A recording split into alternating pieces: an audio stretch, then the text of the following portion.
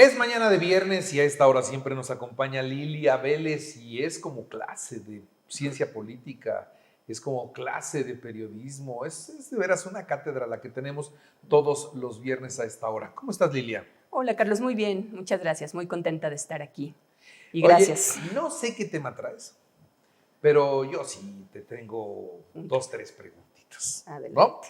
¿Qué pasa con el presidente? Dos temas que a mí me preocuparon mucho. Uno, la respuesta que le dio a la iglesia después de la muerte de los dos jesuitas, cuando se enojó y se enojó mucho y les dijo que los sacerdotes eran unos hipócritas porque en el tiempo de Calderón no dijeron nada y siempre se va al sexenio de Calderón, le tiene mucha admiración o mucho odio. Ya ve que del odio al amor hay solamente un paso. Entonces está muy fijado siempre en la administración de Calderón. Dice, ¿cómo es posible que la iglesia no dijo nada cuando Calderón estaba enfrentándose a balazos con los delincuentes? Y bueno, les dijo hipócritas a los sacerdotes y después viene esta semana a decirnos que le están amarrando las navajas con la iglesia y que otra vez es una mano negra de los conservadores, quienes lo quieren dividir con la iglesia, cuando él solito con sus respuestas, con su actitud, la verdad es que se quedó muy abajo de lo que la iglesia esperaba después de la muerte de los dos jesuitas. Así es, Carlos.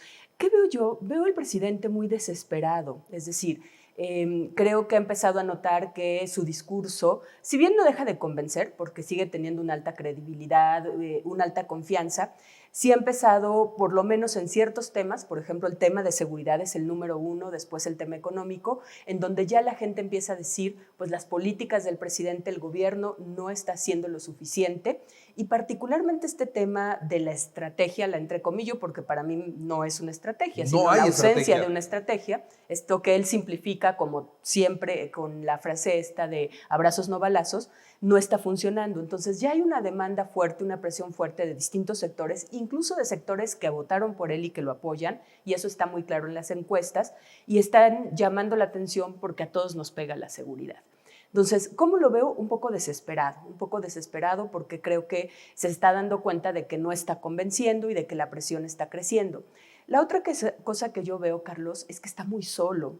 Y lo veo muy solo, y ayer leía un texto interesante sobre este asunto, en el sentido de que ha sido muy poco capaz de poder dialogar con quienes están en la oposición, con quienes están en otros sectores, por ejemplo, el sector privado, con quienes están, por ejemplo, en la academia, lejos de tender puentes y de poder dialogar, lo que hace es abrir frentes, que tú lo has dicho muy bien ahorita. ¿Por qué no, si ocurrió este asesinato tan lamentable de dos sacerdotes que llevaban muchos años trabajando, con quienes nadie trabaja, Carlos, con quienes han sido abandonados por el Estado y por los distintos sectores, en lugar de tender puentes, de dialogar, de decir, bueno, ¿qué hacemos juntos ustedes y yo como gobierno o como cabeza del gobierno? Pues viene el ataque frontal, vienen las acusaciones de algo que por supuesto, Carlos, si lo digo y lo sostengo, es mentira, porque particularmente la Compañía de Jesús, pero la iglesia toda ha señalado durante estos años, en el sexenio de Felipe Calderón, en el sexenio de Vicente Fox, en el sexenio de Enrique Peña Nieto, temas delicados con respecto a la seguridad. Más bien yo había visto a la iglesia un poco callada, a la iglesia estoy diciendo, no a la Compañía de Jesús, un poco callada en estos últimos meses.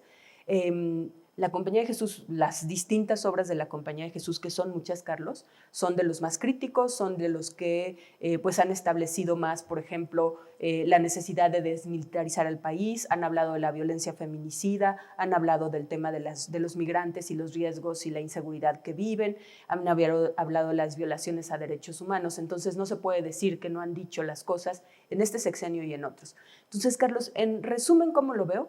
Lo veo un poco muy solo, muy desesperado, rodeado solo por quienes permanentemente le dicen, sí, señor presidente, lo que usted diga, señor presidente, etcétera.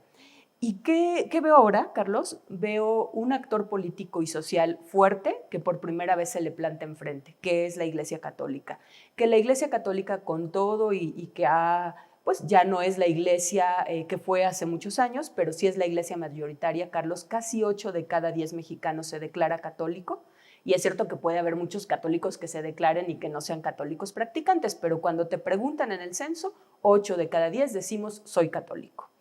Y la iglesia está en muchos lugares donde no está el Estado, Carlos, y sigue teniendo credibilidad y sus sacerdotes, sus religiosas, pues siguen estando ayudando a la gente. Entonces, es un actor importante, especialmente en ciertas zonas del país. ¿Qué ahora vamos a tener? Pues una crisis, un enfrentamiento, Carlos, de credibilidad. ¿A quién le van a creer más? ¿Al presidente López Obrador, que tiene una altísima credibilidad en un sector de la población, o a la Iglesia, que también es una de las instituciones que mantiene su credibilidad social y política? Y, por ejemplo, Carlos, yo te pongo, por ejemplo, en la carta que envió ahora el Episcopado Mexicano y que llama a la Jornada por la Paz el domingo, en donde se dice, en todas las misas del país, hablemos de la violencia, hablemos de los asesinatos de religiosos, hablemos de que tenemos que hacer algo por la paz. Carlos, ¿tú te imaginas cuántas misas en este país estarán hablando de esto? ¿En cuántos lugares? ¿Qué van a estar diciendo los sacerdotes al respecto? ¿A qué estarán llamando a la población? Yo creo que el presidente sí debería estar preocupado, creo que no es un actor que debes minimizar y creo que sí puede movilizar la conciencia y puede movilizar a la gente, como ocurrió, por ejemplo, en Cuernavaca con las manifestaciones. Pues ¿no? fue una manifestación muy concurrida, que volvemos al punto. No se trata de una respuesta política, se trata de una respuesta, o mejor dicho, de una demanda de paz. O sea, en serio, todo el mundo quiere paz. Todos queremos tener otro ambiente de seguridad en el país, no lo que estamos viendo, porque avanza la delincuencia.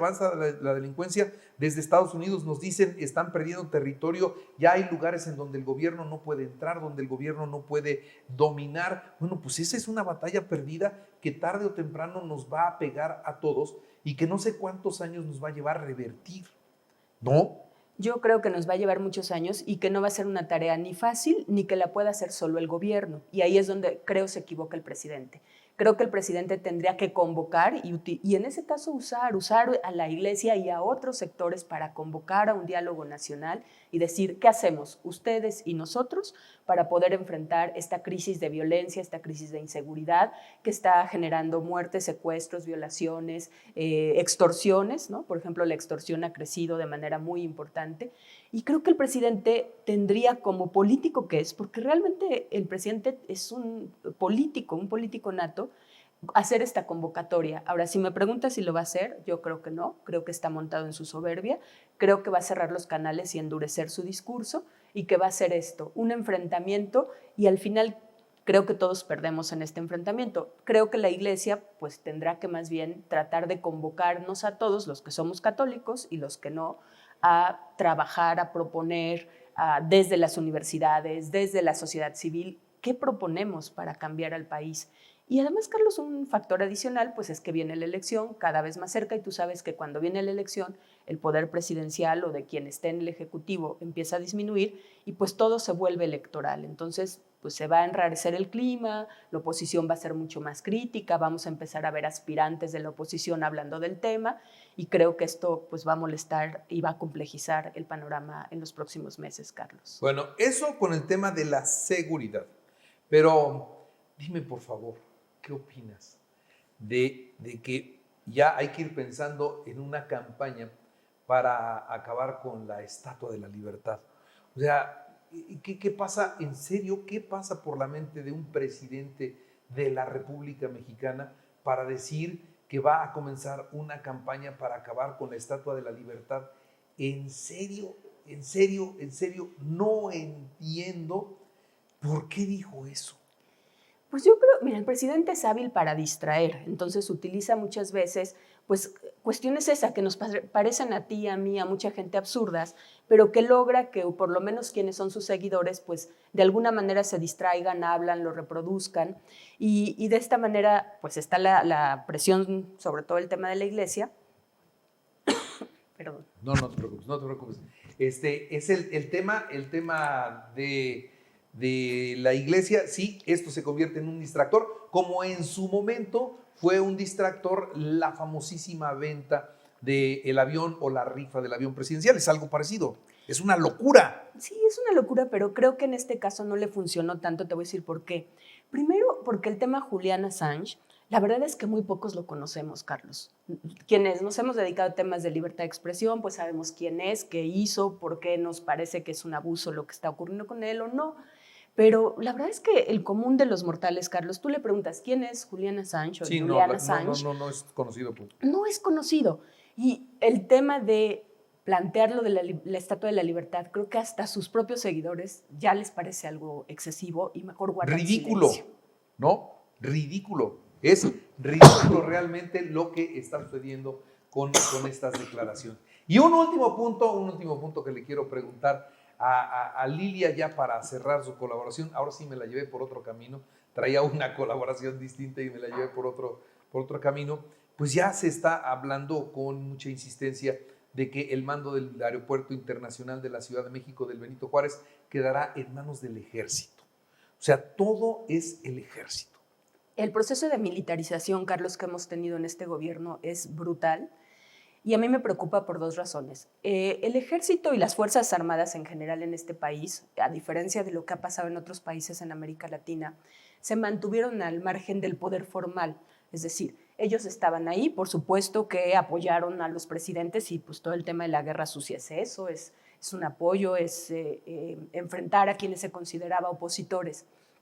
Pero en este gobierno lo que hemos hecho es darles poder político, porque con todas estas decisiones los vuelves actores políticos, actores administrativos, y además un poder económico muy fuerte, porque les estás entregando millones de pesos en obras, las obras importantes del gobierno están en manos de los militares, en la administración. Tú imagínate lo que implica administrar el aeropuerto, por ejemplo. Las Y aduanas. otras muchas cosas, las aduanas, que pues evidentemente pasa todo por ahí, los puertos. Entonces, a mí me parece que además de que no está funcionando el asunto de ¿por qué lo hace el presidente? Porque combatimos la corrupción y solo confía en el ejército. Bueno, hay muchos señalamientos del ejército con respecto a temas de corrupción, con respecto a temas de poca transparencia, de opacidad, etcétera. Pero por otro lado, Carlos, está quitando a mandos civiles que deberían rendir cuentas y poniendo a manos militares que no rinden cuentas y que va a ser muy difícil que el que venga les diga, oye, pues ahora ya no vas a estar aquí, ya no vas a manejar esos presupuestos, ya no vas a poder participar en las decisiones importantes de carácter político y te vas a mantener al margen como tradicionalmente se habían mantenido, o por lo menos fuera de la visibilidad pública, ¿no? Creo que eso va a ser muy difícil y que nos va a costar mucho trabajo. No creo que sea fácil, Carlos, y a mí me preocupa muchísimo que vayamos en este camino. El ejército está para defender al Estado, ese es el papel de las Fuerzas Armadas, y para defenderlos de los enemigos externos, ni siquiera de los internos, pero siempre el ejército debe tener una labor acotada a eso y no involucrarlo en otras tareas, y mucho menos en tareas que hace muchos años, cuando empezamos a construir el Estado mexicano después de la Revolución, decidimos que estuvieran en manos de civiles, Carlos. Y pareciera que vamos para atrás, para atrás, para atrás. Cuando después de la Revolución, pues quienes estuvieron al mando, incluso los presidentes, eran militares y buena parte de ellos pues manejaban el país. Hoy parece que estamos regresando a esa época, Carlos, y eso va a tener efectos muy graves, de verdad muy graves, si hay análisis serios al respecto. Muy bien, pues Lilia, el presidente cuando fue candidato juraba y perjuraba que en 6 meses iba a regresar al ejército a los cuarteles y no lo regresó, al contrario, les está entregando el país. Así es, Carlos, y eso nos va a costar. Muy bien. El fuerte hoy, Claudia Sheinbaum o Adán Augusto o Marcelo Ebrard, hoy.